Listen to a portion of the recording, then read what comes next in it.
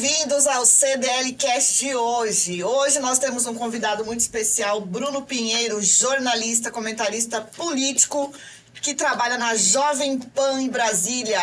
E o nosso chefe, Jefferson Silveira. Como vai, chefe? Tudo bom? Bem, Simone. Bem. Prazer em estar aqui com você sentado nessa mesa mais uma vez, trocando informação. E hoje com o Bruno, um espetáculo de pessoa. Nós já temos conversado há um bom tempo, não é, Bruno? Para vir para cá e se ajeitou para vir agora. Uma excelência total. Um baita comunicador. Tudo bem, Bruno? Muito bem acompanhado. Muito obrigado.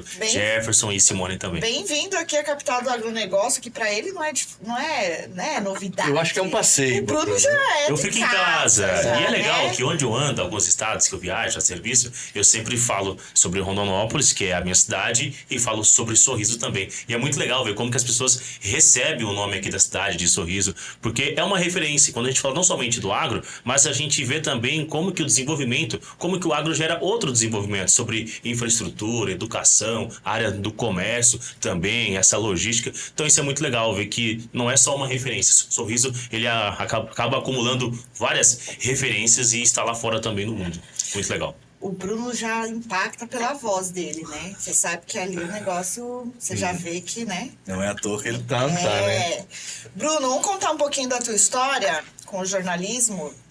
Você tem uma cara de novinho. De novo, né? Quanto tempo? Mas é igual ouvir viatura da polícia militar. Já viu como é que é? Não. Viatura de polícia é nova de ano. Mas os caras andam na estrada de chão, sobem meio fio, rotatória, é arrebentada, né? Eu tô chegando 29. Agora é dia 21 de outubro. Tá 21 de outubro, 29 anos. Comecei muito cedo, na verdade. Minha família é de Rondonópolis, já falei. Comecei entre os 9 anos, ajudando a minha família a fazer remendo de lona de caminhão. Você sabe como é que é isso? Você vai fazer uma carga de caminhão, e quando você vai esticar a lona, ela rasga ali os cantos. Então você começa a fazer o remendo, tem que remendar. Então a gente fazia o quê? Subia no caminhão com uma tocha de fogo e um secador de cabelo para colar um retalho para fazer o remendo da lona. Além disso, aqui em Sorriso tem muito para carregar o caminhão. Colocou a lona, tem um arame e um pedaço de borracha para dar os ganchos naquela argolinha da lona para segurar entre a ripa. Então eu fazia o quê? A gente cortava uma câmara de ar. Quando ela estoura, o caminhão roda muito, então você tira essa câmara de ar. E às vezes, quando os motoristas rodavam muito tempo, ela ficava com um aramezinho. O arame que entra na borracha. Eu sentava de manhã, eu estudava de manhã, vinha à tarde da escola e tirava no cortador de unha o arame, um por um, para depois, com uma faca, com a ajuda de um outro, né, um adulto, para fazer o recorte, cortava essa câmara de ar numa tira pequenininha para revender, para fazer esse elonamento. Então, eu comecei aos 9 anos já vendendo. Com 9 anos eu já vendia justamente para ajudar na renda de casa, e era o remendo de lona, e já vendia essa recorte de borracha para fazer o elonamento. Então foi no comércio que eu comecei de fato aos 9 anos, isso em Rondonópolis, às margens da rodovia ali. E o jornalismo, como que entra na sua vida? Eu já estava atuando nessa área, né? Aí depois eu fui aperfeiçoando, fazendo remendo de lona, mas eu não imaginava que eu ficaria muito tempo lá.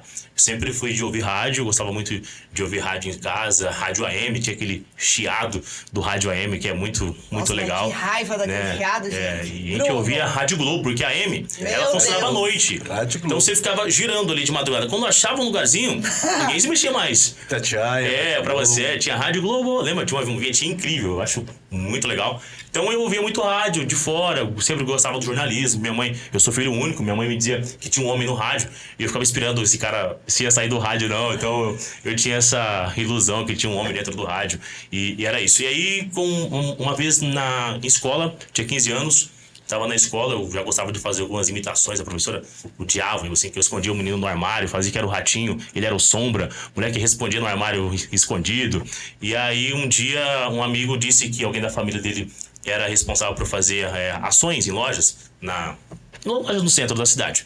E estava precisando de alguém que fosse para falar, um locutor. E ele já tinha experiência, que eu conversava muito em sala de aula, me indicou que eu fosse lá.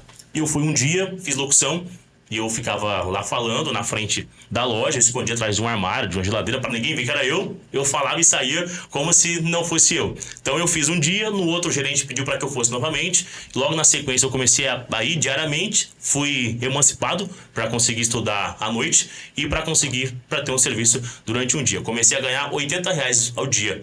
Eu comecei a gerar uma renda para dentro de casa. Na minha primeira quinzena de serviço, eu venho de uma família muito simples, eu tinha um salário de R$800. Quando eu recebi esse dinheiro, eu fui direto a um supermercado de uma rede atacadista para fazer uma compra. E o primeiro dinheiro que eu recebi aos 15 anos foi para fazer uma compra para dentro de casa, que foi resultado de uma locução na porta de loja em Rondonópolis. E ali começou. Só que acontece o quê? De infância, eu era muito gago. Não falava nada. Imagina só um cara que é muito gago. Não consigo imaginar. Se eu fosse gago... E não falava nada. Comer. Até comentei aqui em Sorriso que quando eu estava... Sou filho único, já disse isso. E aí, sempre na hora do almoço falta alguma coisa. Ou falta óleo, falta uma linguiça, falta uma carne. Quem tem que buscar é essa criança. Você vai. E eu ia o quê? Ensaiando. De casa até o supermercado, eu ia ensaiando. Se eu chegasse lá e falasse com a atendente, me dá 1 litro de leite, um óleo, uma carne, e ela não entendesse, eu não repetia, porque me faltava ar. Eu voltava embora e falava, o mercado tá fechado, não tem, acabou. Porque eu tinha muita vergonha. Em escola era muito vergonhoso, a educação física eu nunca fui, porque isso era ruim, eu sofri muito com isso aí. E aí ensinaram uma vez lá em casa, as vizinhas, conversa de vizinho, minha mãe ficou sabendo que se jogasse água no gago, no susto, ele melhorava. Não é possível. Eu chegava da aula com os livros pra mostrar a atividade, água, ficava pior, ficava nervoso, todo cheio de água, e aí que não saía nada. Então, eu tinha isso aí, tinha que ter uma... A tua mãe tava na esperança de te curar. De melhorar. Já tomei água da chuva, já tomei água da chuva. Não, se tomar água da chuva vai melhorar. E nada, não acontecia nada.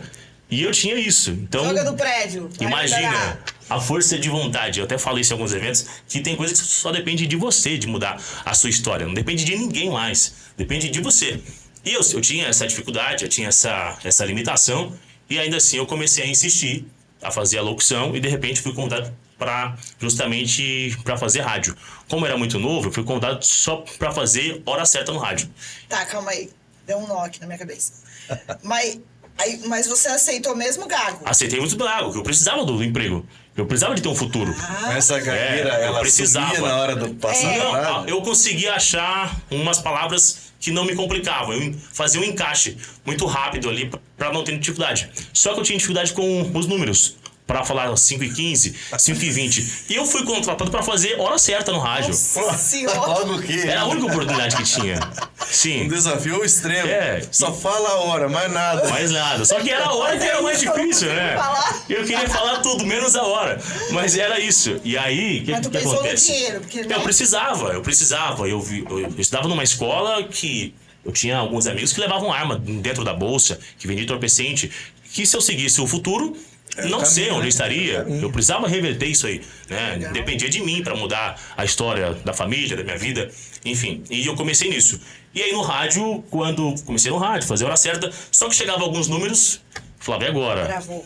E é por isso que eu falo, não confia totalmente no horário do rádio, porque você não sabe se o locutor vai ser gago ou não. Então, o que eu fazia, quando era tipo 5h28, ou eu falava 5h29, ou 5h27. Ou aumentava 1 minuto, ou eu diminuía, porque eu precisava falar, porque era o número que eu não conseguia às vezes. Se caísse o número que eu não conseguia, entendi. Ou eu aumentava 1 minuto, ou eu diminuía 1 minuto. Mas eu falava a hora. Mas às vezes não era certo porque eu precisava. Isso foi sendo o quê? Exercício. Depois a ajuda de uma profissional, de fono, isso foi melhorando. Mas foi realmente colocando essa cara, esforçando ali pra realmente ter uma força de vontade. Então comecei no horário, depois comecei a ter um horário na rádio. E enfim, fiquei numa afiliada da TV Centro-América também. Fiquei por muito tempo no rádio. Então as coisas foram acontecendo e que hoje vivo numa normalidade, mas que lá no início dependeu da grande força de vontade, que isso era de mim mesmo. E sabe, Bruno, que esse negócio da ser gago, da gagueira, tem umas manobrinhas, você falou muito bem aí, que ajudam.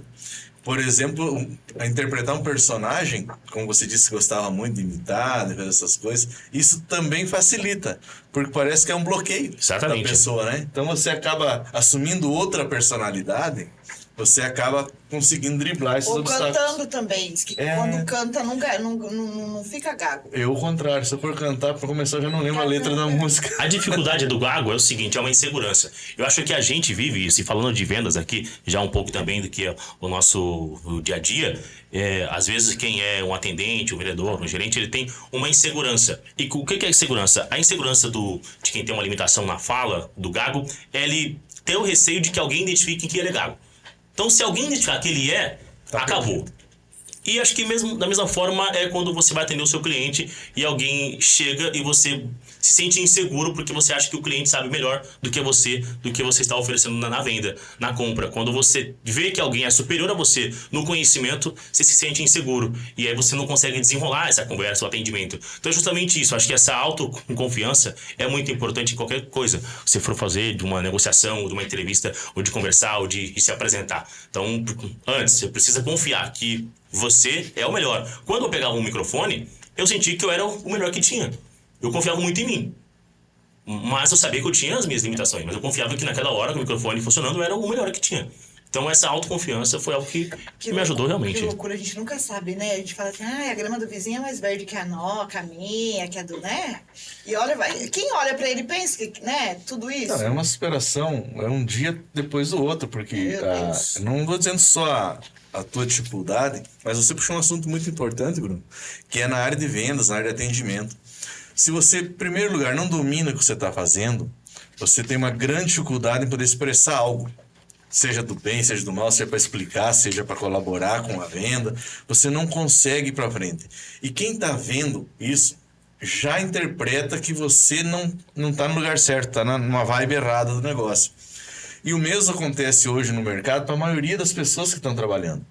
Porque, aí juntando um pouquinho com o que você falou antes, nosso país é um país muito pobre. A gente aí tem muitas pessoas que trabalham pelo salário mínimo. A gente sabe que o salário mínimo, em Sorriso, pelo menos, você não consegue morar. Não paga aluguel, né? Não paga aluguel. E não é somente aqui não, em vários lugares. Então o que acontece? Você trabalha pela miséria.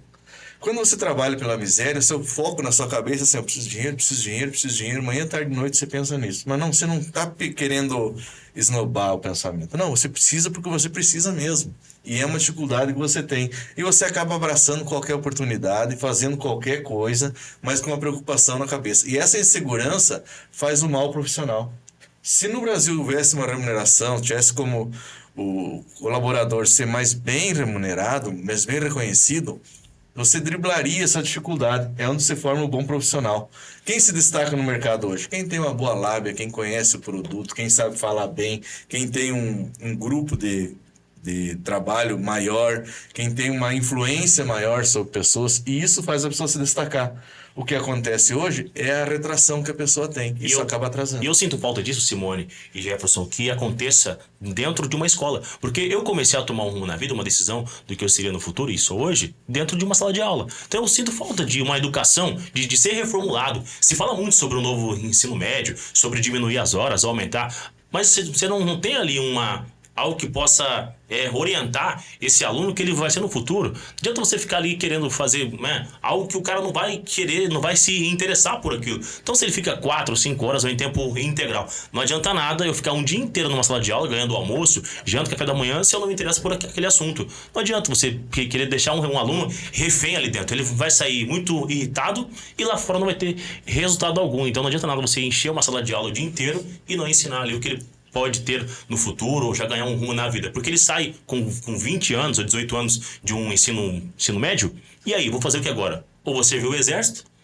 ou vou fazer o quê? Vou fazer o que da minha vida? Ele não sabe. E com 18, 19 anos, na grande maioria, ou falamos da vida de mulheres, ou às vezes por algum acidente, uma situação, ou a mulher já está gestante, ou teve um namorado, engravidou, ou o pai, o rapaz também já se perdeu, não sabe, não tem um rumo mais, é muito tarde para tomar uma decisão com 18, 19 anos. Você precisa, na sua adolescência, ver qual é o rumo. Não, quero ser um gerente comercial, quero ser um gerente de um sistema, quero ter um empreendimento, quero abrir uma lanchonete. Então, acho que é na fase ali, é muito sensível ali uma linha para não perder o tempo. Acho que quando você sai de uma escola para você repensar na vida o que vai ser feito, é muito tarde e na grande maioria se perde no caminho. E a gente fala assim que o jovem ele deixou de sonhar.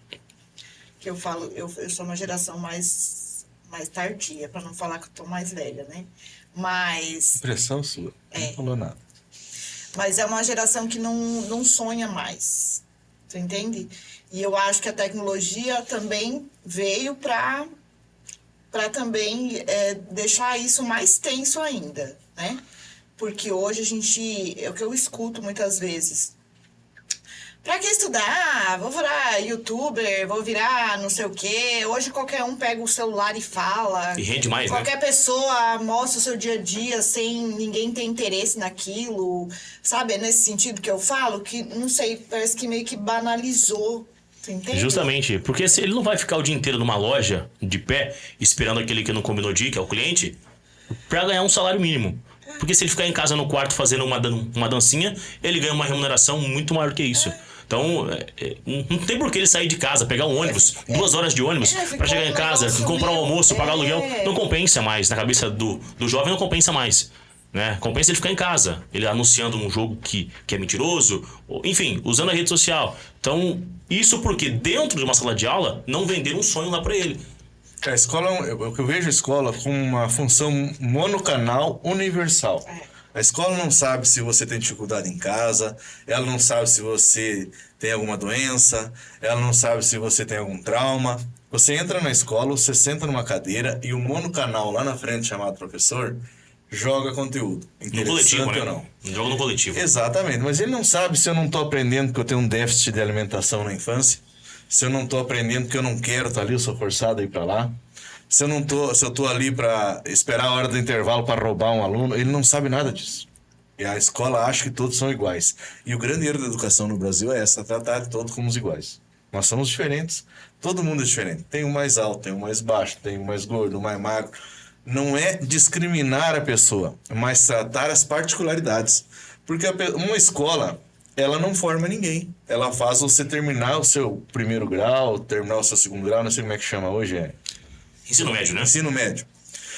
E você sai de lá neutro. Você não sabe se você vai ser um médico, vai ser um vagabundo, se você vai ser um... Indeciso, né?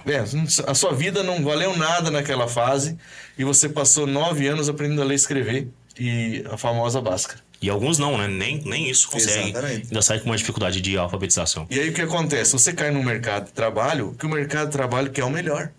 O mercado de trabalho não quer a universalidade que a escola larga. Então você se sente ali já constrangido. Ainda que é uma experiência, né? Mas como é ter experiência, né? Ele ficou o tempo todo estudando, né? Não tem uma experiência do mercado. E nós tivemos uma morte muito prematura da escola técnica. A escola técnica é o melhor atalho para você ter um rumo na vida. Você consegue trabalhar mais cedo. Mas você precisa ser um engenheiro, por exemplo, você precisa terminar uma escola, terminar uma faculdade, ter uma certa experiência que ninguém vai largar um projeto de um prédio na sua mão se você nunca fez nada. Então a sua vida vai demorar muito para render alguma coisa. Um médico nem se fala, você tem que ter uma base familiar muito boa. E financeira também, né? Uma estrutura financeira esplendorosa, porque o menor custo que você tem é a faculdade. Você vai ter que se especializar todo dia. E ainda vai chegar lá e não sabe se vai ter sucesso, porque um errinho micro que seja médico condenou a sua carreira. Então não é fácil a vida ativa economicamente. Mas infelizmente nosso Brasil não prepara pessoas para isso. E você superou tudo isso aí, está aí hoje mostrando que tem como fazer. E dá para ser feito, né? Bruno, vamos falar um pouquinho da tua carreira, né? Você fez pós-graduação em ciência política. Exatamente. E aí hoje você é correspondente da Jovem Pan em Brasília. Ou seja, você trabalha lá no meio do fervo. Conta um pouquinho para nós, como que é a tua rotina? Você tem fácil acesso lá? Como que funciona tudo isso? Eu já começo logo de manhã. Por volta de 5h30, 6 da manhã, eu começo a mandar mensagem para algumas autoridades, porque existe um limite ali para eles responderem. Porque enquanto eles estão em casa assistindo, tomando um café da manhã, eles olham o celular, respondem pessoas de fora, um jornalista, eles vão para academia. Acesso a essas pessoas? É um vínculo de confiança, é uma construção. Então esses contatos que eu tenho de autoridades, de manhã, no meu primeiro horário, eu mando mensagem para todos, para saber alguma coisa, agenda, para tentar tirar uma informação. Então, se ele não me responder até as 9 da manhã, às vezes acabou, ele não vai mais me responder, porque já começou o dia a dia, a correria, reuniões. E nem adianta perguntar, né? Então, eu só entro na Jovem Pan 1 hora. Após o almoço eu entro, só à tarde. Mas de manhã eu já começo a conversar para ir com informação do bastidor. para mim já entrar no ar com a informação do corredor, o que vai ser notícia ali. Então tem esse vínculo de confiança. Para tomar café é o dia inteiro. Tomar um café, senta num, senta com o outro, para tentar antecipar a informação. E as coisas elas mudam muito rápido lá. Então, um exemplo, às vezes você está com um texto, vai a reforma, enfim, um assunto que vai ter um impacto direto. Aí você a imprensa fica na porta de um restaurante, os parlamentares chegam e falam, não, esse texto aqui não tem como aceitar, esse texto aqui jamais vai ser aprovado nessa casa.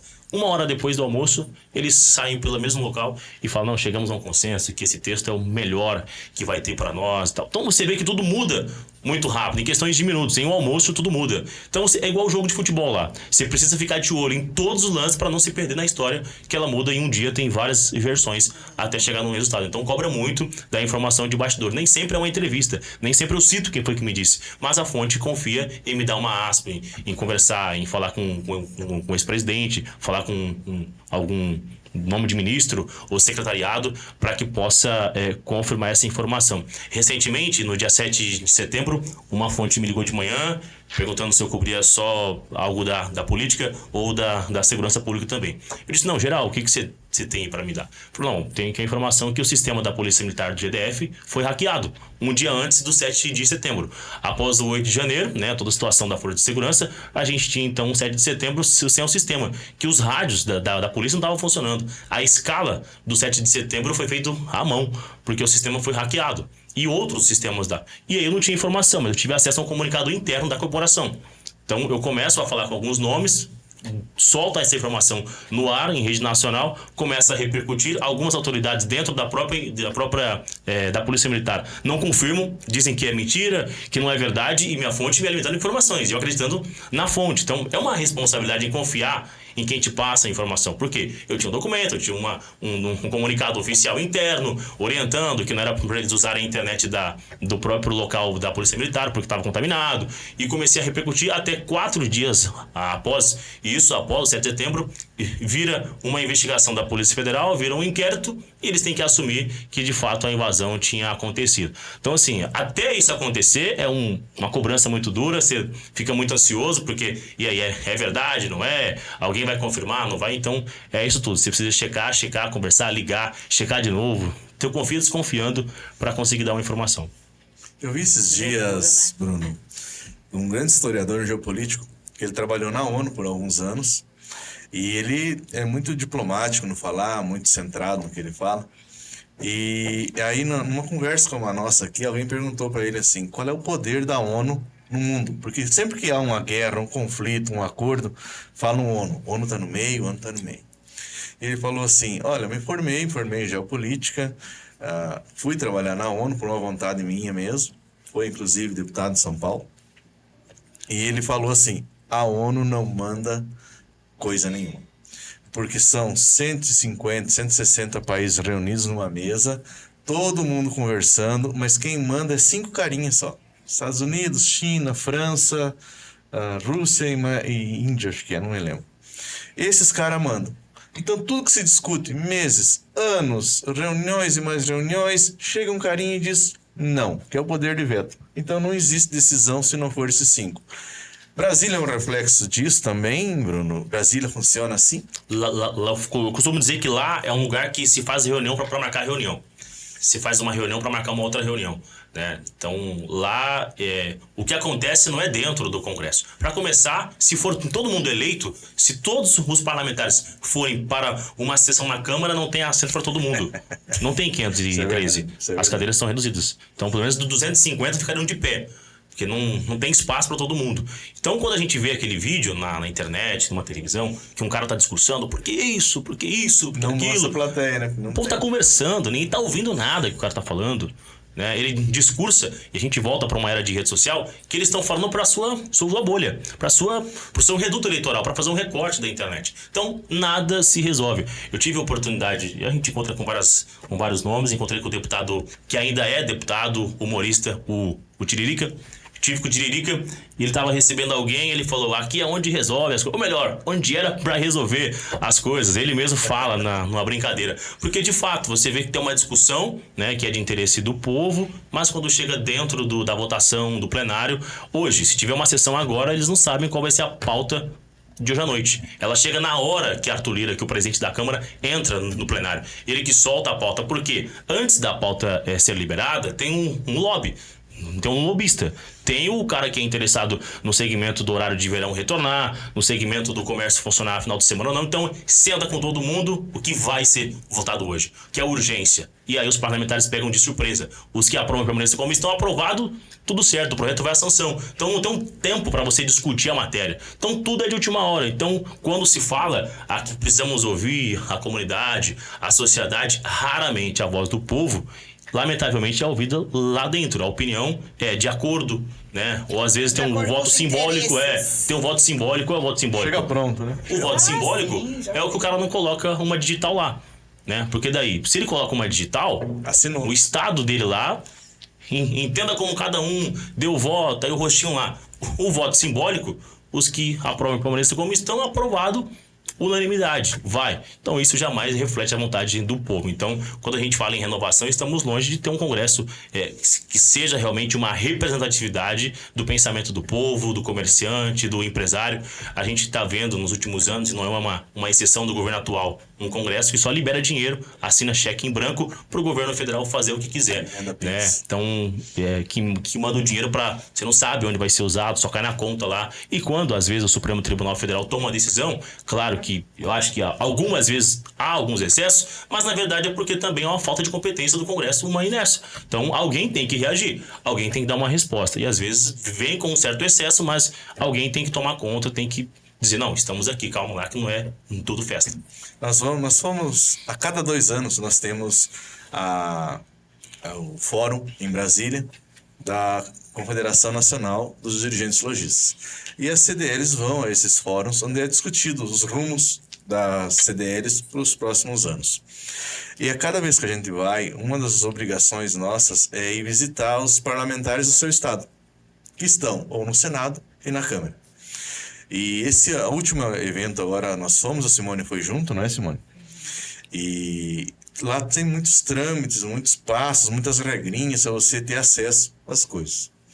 E um dos acessos que foram difíceis de ter foi a entrada na sessão da Câmara.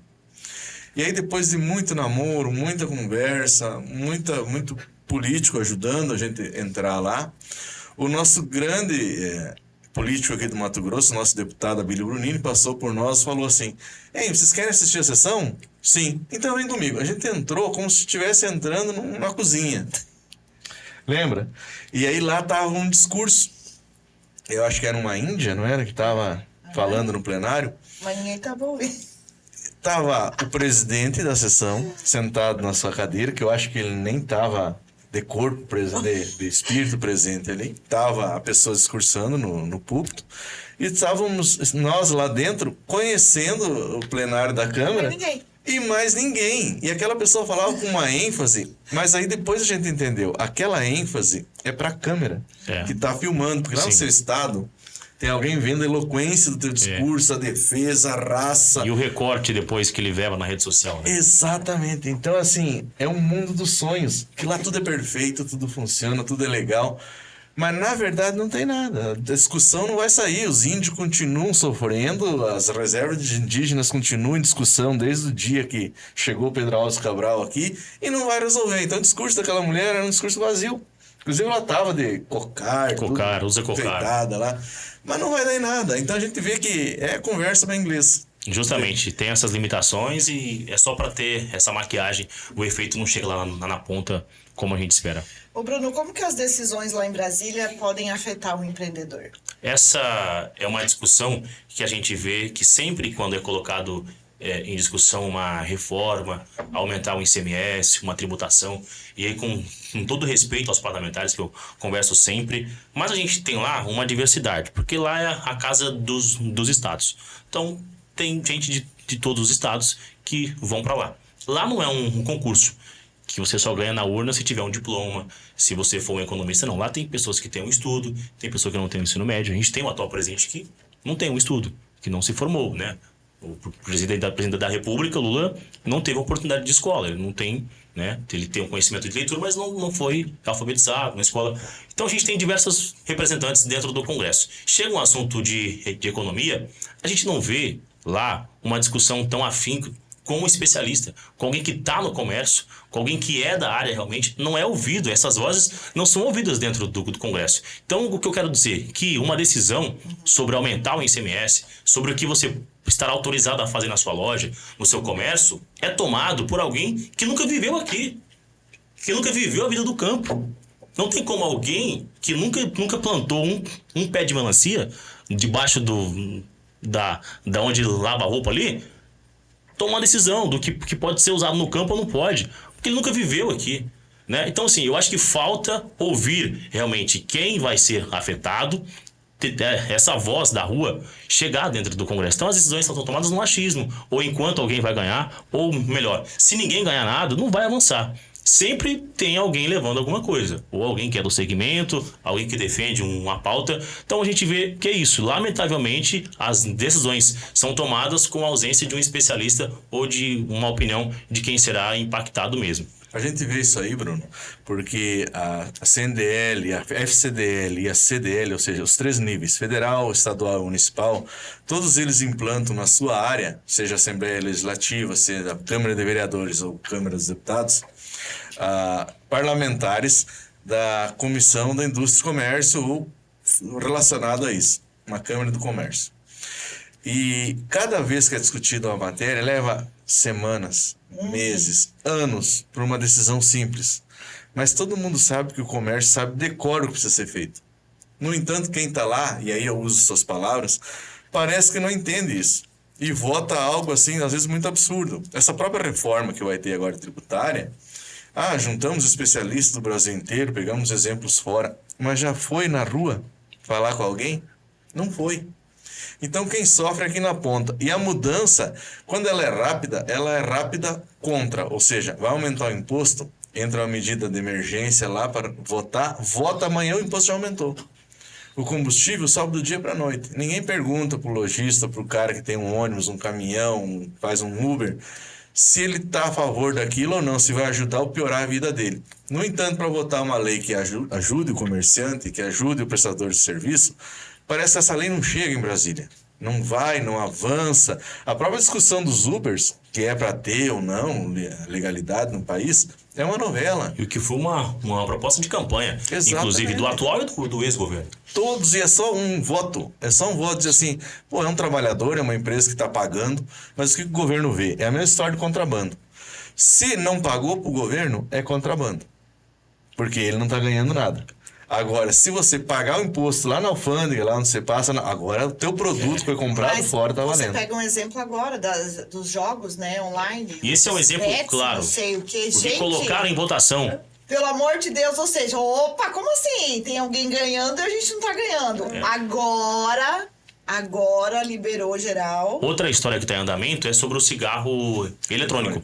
Cigarro eletrônico, a Receita Federal está querendo colocar na cabeça, né, de quem da própria Anvisa, tá uma briga entre a Anvisa e a Receita, de que o cigarro está entrando de toda forma. Então tem que regularizar. Se o cigarro já está vendendo, tem que regulamentar. E aí dizendo a própria Receita que regulamentado iria diminuir o contrabando. Aí veio uma nota da Polícia Rodoviária Federal dizendo que não, porque o cigarro convencional também é regulamentado e o contrabando é diário. Então, assim, é muito mais o Estado, quando falo do Estado, parte do governo, querendo aumentar essa arrecadação do que estar pensando na saúde de um e do outro. Não há conversa de médico para isso. É simplesmente conversa entre tributo entra e tributo sai. É só isso. Que coisa, né? É o nosso país. Bem-vindo ao Brasil. Bruno, você hoje é realizado profissionalmente? Sou feliz, estou muito satisfeito. Acho que com a minha idade, chegar onde eu cheguei, estou entrando numa outra fase que é do empreendedorismo também, uma marca de gravatas, que dizendo, né? O Jefferson comentou agora que só entra numa roupa social, só entra de gravata. Então, vivendo isso aí tudo, eu vi que tinha um espaço de mercado e lancei uma marca de gravatas. É algo que eu já usava na infância e dentro do congresso também, no vídeo, e lancei uma marca de gravatas, então é uma novidade também. Ganhei um presente do Bruno. Só. E eu tava pra falar umas coisas feias pro Bruno. E eu vi as fotos do Bruno, alguém ganha uma gravata. Seja em Brasília, seja em Sorriso, seja em Cuiabá, eu pensei, eu acho que eu vou convidar o Bruno pra vir pra Sorriso só pra ver se eu ganho a gravata. Ixi, foi por isso. E nó, você consegue fazer nó? Você sabe fazer nó? Você fez um nó, né? O Jefferson é bom no nó. Você viu? Bruno, que legal. E aonde a tua marca ela é online? A marca é no e-commerce, né? É online. E aí tenho feito algumas revendas dentro do aeroporto de Brasília também. Tem algumas lojas que acabam revendendo e o foco é realmente em todos os estados na venda online. Sabe, Bruno, que eu gosto, falando em nó agora, eu gosto da arte da gravata. Você estava comentando antes, né, que a gravata ela muda a vestimenta. Muda o vestimento. E o nó é um detalhe. Eu acho muito bonito o nó tradicional. Olha, eu sou bom pra dar nó. Como diz o pessoal, você é do Rio Grande do Sul, sou, então você gosta da nó, tá? E o nó, ele personaliza aquilo. E o Eldridge é um nó muito bonito, que eu acho. Ele dá trabalho, dá tudo, mas ele mostra uma arte. Sim. E é bonito. E o tom da gravata também combina com o nó e combina com o que você está vestindo. Ou seja, ela não é simplesmente aquela coisa que você anexa na roupa e sai. Ela tem uma combinação. E você escolheu um mercado perfeito. Eu uso, eu tiro uma pra me usar, coloco ela e levo na bolsa, porque às vezes no meio do caminho eu penso que a cor não vai combinar e eu troco por outra no meio do expediente. Então é isso. E o legal da gravata é que o nó tem que ser feito diariamente, porque você não pode guardar ela com nó, porque ela amassa a gravata. Então ela fica feia a gravata. Então você usou, você desfaz o nó, todo dia você guarda ela sem o nó pra não afetar, eu sou suspeita pra falar, pra porque não prejudicar. eu amo azul marinho. Eu acho azul marinho Então azul foi a chique. que... Eu gosto dela com estampas assim, que dá mais ousada, né? Fica legal. E se você olhar, a roupa universal é o terno e gravata. Qualquer momento que você ligar a TV e ver um compromisso social, é terno e gravata. Passa respeito, uma autoridade no que você faz, né? Uma apresentação. A mulher usa uma blusa, um vestido, uma saia, assim, ela tem uma liberdade maior. Mas a etiqueta masculina, ela te limita a usar um terno que ele é universal. Seja nos Estados Unidos, seja na China, em qualquer lugar, quando você está usando esse tipo de vestimenta, você tem uma tradição seguinte. Ele não trouxe nenhuma pra mim, né? Que aí a gente vai cortar essa aqui no meio. Cortar a gravata, né? E se faz isso em casamento, Você vai casar? né? Se for casar, pode ser. Claro, o meu sonho. Então, vou ter que... vou te dar outra gravata pra você cortar. Não, essa acho que não, né? Essa acho que parabéns, viu? Obrigado. Fico feliz. Não, e o empreendedorismo, ele é uma coisa magnífica, sabe por quê? Porque ele tira o melhor que a pessoa tem, seja na sua dificuldade ou na sua criatividade, o que você faz se torna uma profissão. O Bruno achou aqui que vender gravata era o point dele, legal, e deu certo. É um produto muito comercial. Tem gente que faz pela necessidade, você mesmo falou, fazer aquele tirante de borracha lá para botar na lona, porque era uma necessidade que você tinha. Você precisava levar um dinheiro para casa. Também é o empreendedorismo. Sim. E o brasileiro é isso aí. Você acha que o brasileiro é empreendedor porque ele quer, porque ele acha bonito? Não, é a necessidade e a criatividade que leva a fazer isso. Então é por isso que existem muitas pessoas hoje empreendendo no país. Não existe dificuldade para quem é empreendedor. Existe tempo. Às vezes o negócio demora para amadurecer, demora para avançar ou é rápido. Mas existe tempo. Dificuldade não existe para empreendedor. Vamos embora, chefe? A hora se quiser. Então, porque isso. hoje eu tenho que amarrar essa gravata aqui, ó. Porque hoje de noite eu acho que eu vou usar ela, hein? Usa ela, isso aí, faz um merchan pro moço. Vou fazer. Já valorizou, hein? Agora já subiu a gravata. Quem comprou antes, comprou por um preço. Depois do merchan do Jefferson vai dobrar. Bruno, parabéns. Obrigado pela recepção, estou muito feliz. Agradecer ao Jefferson mais uma vez pelo convite, por acreditar, retornar aqui em Sorriso na condição de um evento da CDL, é uma marca que a gente conhece, tem um respeito, uma instituição que tem um respeito, que leva a sério, que apoia o comerciante, o lojista. Realmente vivemos dias difíceis nos últimos anos, no enfrentamento da pandemia, né, de ficar em casa, de fechar a porta, e eu tenho certeza que aqui quem ajudou o comerciante, quem ajuda, quem faz ideias para tentar aumentar as vendas, para incentivar esse mercado, e a gente tem visto que não é fácil ser comerciante, ser empreendedor no estado que vivemos. Não digo no estado de Mato Grosso, no cenário atual. Acho que hoje parte do governo governo é o principal concorrente do comerciante, do empreendedor, É o grande sócio, né? do investidor. Então a gente precisa ter uma sensatez, entender ali esse comerciante para conseguir ter sucesso. E acho que o CDL faz esse papel muito bem e tem uma função importante na vida do comerciante. Bruno, uma das principais coisas que eu pensei antes de trazer você aqui para Sorriso, eu queria que você viesse muito para aqui, porque eu sempre acreditei na força local. A CDL é isso, ela aposta na força local, sempre. Por quê? Porque é onde gira o dinheiro. O dinheiro ele não se cria, ele só muda de mão. O que acontece, por exemplo, quando você compra do seu vizinho? O dinheiro sai do número do seu estabelecimento, lá, Avenida Tancredo 320 para a Avenida Tancredo 340. Então está dentro da mesma cidade. O que acontece com o comércio externo? Você vende numa Shopee, no negócio. O cara nem sabe que você existe. Ele só conhece o teu CPF, pega o seu dinheiro e leva para fora. Isso é ruim. E você é uma prova disso. Você é fruto dessa terra, você aprendeu aqui, você nasceu aqui, você fez a sua vida aqui e hoje você é um sucesso lá fora. E isso serve para mostrar para todo mundo que tem que acreditar nos valores locais. Muito obrigado, fico honrado pelo o convite, pelas palavras e espero retornar outras vezes aqui também. Vai com certeza. Obrigado. Pode fechar. Eu hoje? Ah, então tá bom. Então quero agradecer. Capricha, tá? Eu vou tentar, tá? Tá. Não sei, sou muito ruim de palavra. Eu vou aqui pedir para todo mundo que está nos assistindo que continue. CDL Sorriso sempre está existindo, fazendo os trabalhos novos, sempre colaborando com a sociedade. Aos nossos 2.000 associados, um grande abraço.